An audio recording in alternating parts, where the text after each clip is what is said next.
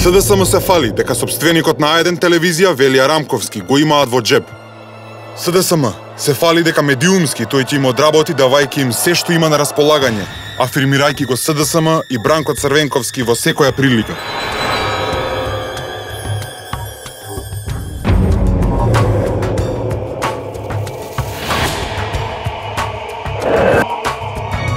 Па до кога вака? Јас стварно ќе се борам и те како да се струши ваква власт. На народот памети, што рече Велија Рамковски за Бранко Црвенковски? Морам да кажам дека и мене ме налути Бранко Црвенковски.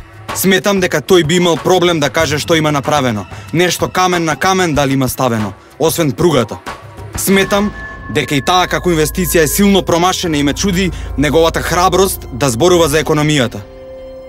На господинот Бранко Црвенковски треба да му порачаме за неговата штетна улога во преговорите за името да си поднесе оставка. Не може така да се бори за името. Тој им створи можност и надеж на западните земји дека тука веќе при крај сме со менување на името. Па еве до кај стигна неговата голема политичка мудрост. Ужасно лошо искуство имам со Бранко Црвенковски, кој е апсолутна штета за државата, пред се за СДСМ.